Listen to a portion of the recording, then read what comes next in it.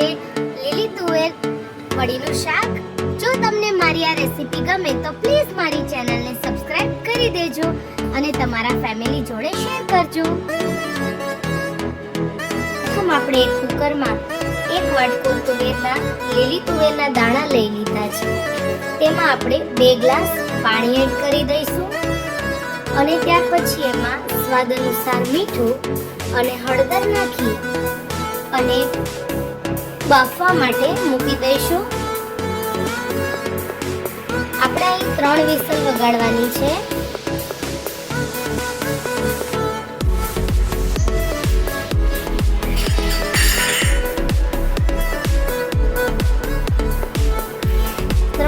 વાગી ગઈ છે. આપણે કુકરને ખોલી અને ચેક કરી લઈશું કે આપણી તુવેર સરસ બફાઈ ગઈ છે કે નહીં. તમે જોઈ શકો છો આપણી તુવેર સરસ. હવે આપણે એક બાઉલમાં 1 વાટકો જેટલી મેથી એડ કરી દઈશું. ત્યાર પછી આપણે તેમાં અડધી વાટકી ચણાનો લોટ લઈ લઈશું. ત્યાર પછી આપણે તેમાં કોથમરી એડ કરીશું. સ્વાદ મુજબ મીઠું એડ કરીશું.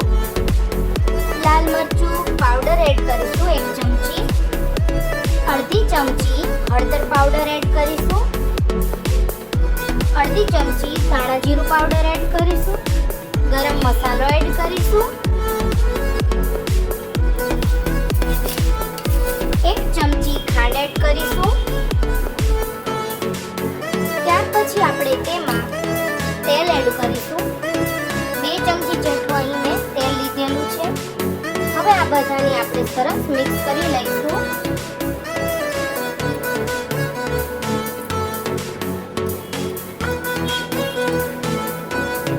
બધું એકદમ સરસ મિક્સ થઈ જાય ત્યાર પછી આપણે એમાં જરૂર મુજબ પાણી એડ કરી અને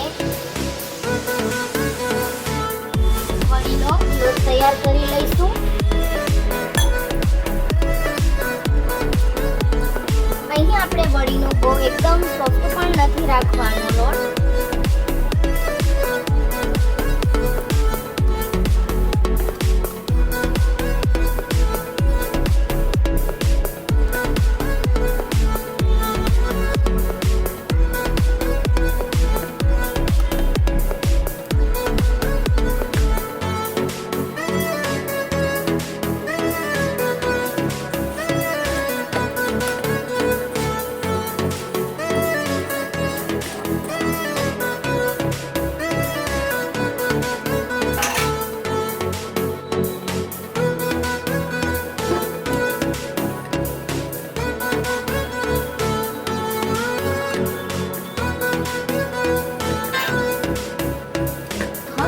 ત્યાર પછી તેના નાના નાના લુવા લઈ અને તેની ગોળી વાળી લઈશું. આપણી બધી ગોળી સરસ વળાઈ ગઈ છે. ત્યાર પછી હવે આપણે એક કઢાઈમાં તેલ ગરમ કરવા માટે મૂકી દઈશું અને મીડિયમ ફ્લેમ પર ઓઇલ ગરમ થઈ જાય ત્યાર પછી આપણે તેમાં બધી વડી સરસ ગોલ્ડન બ્રાઉન થાય ત્યાં સુધી આપણે તેને તળી લઈશું. તમે જોઈ શકો છો આપણી વડી તળાઈ ગઈ છે. હવે આપણે શાક બનાવવા માટેનું એક વાસણ લઈ લઈશું અને ત્યાર પછી આપણે જે વડી તળેલું તેલ છે તે જ અહીં યુઝ કરવાનું છે. તેનાથી ટેસ્ટ એકદમ સરસ આવશે. તેલ થોડું ગરમ થઈ જાય ત્યાર પછી આપણે તેમાં થોડો અજમો એડ કરીશું. ત્યાર પછી આપણે તેમાં થોડી હિંગ એડ કરી દઈશું.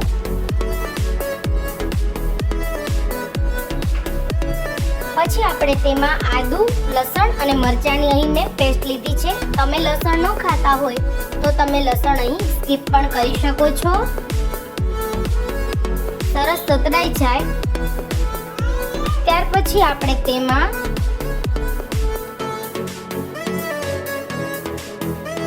તજ, લવિંગ અને તેજ પત્તાનું એડ કરી દઈશું અને સરસ રીતે હલાવી દઈશું.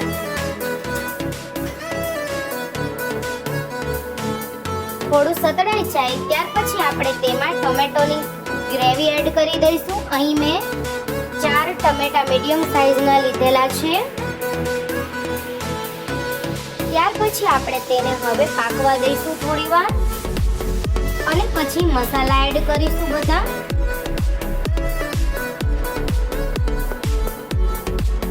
અહીં આપણે ગ્રેવી માટેના જ મસાલા એડ કરીશું.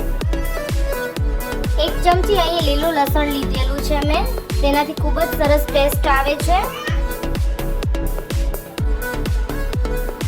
તમે સ્કીપ પણ કરી શકો છો.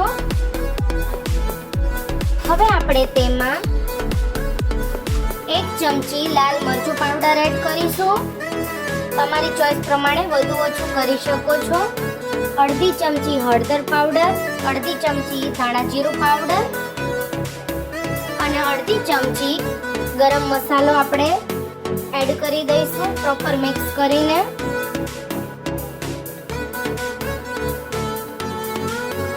સ્વાદ અનુસાર મીઠું એડ કરીશું.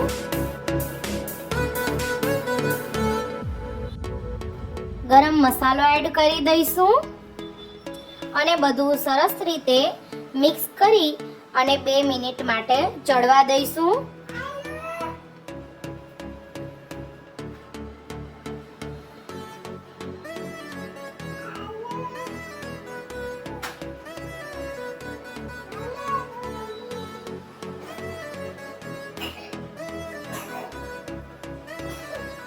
તમે જોઈ શકો છો ગ્રેવીમાંથી તેલ હવે છૂટું પડવા લાગ્યું છે. આપણી ગ્રેવી સરસ તૈયાર થઈ ગઈ છે.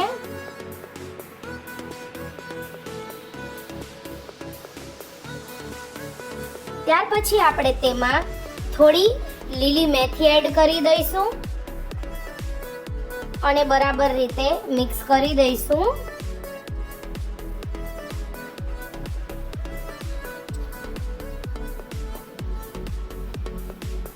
થોડી મેથી એડ કરવાથી તુવેર ઢોકળીના શાકનો ટેસ્ટ બહુ જ સરસ આવે છે.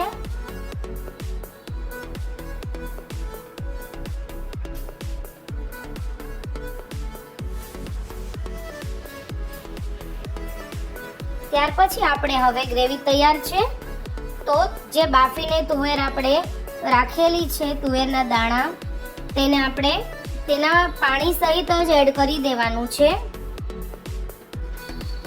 અને સરસ મિક્સ કરી અને હવે આપણે તેને ઉકાળવા દઈશું.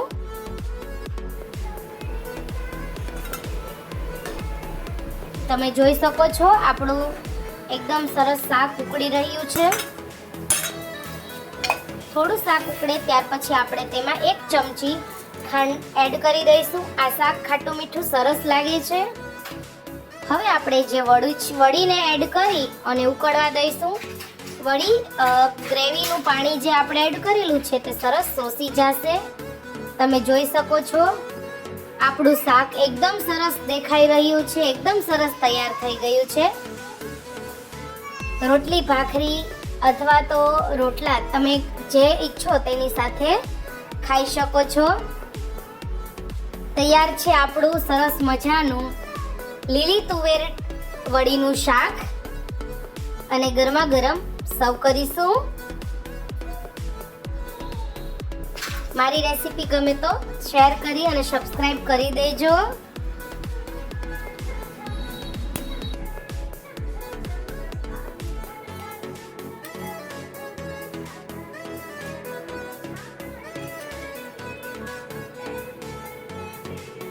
કેવું બન્યું વિવાહ?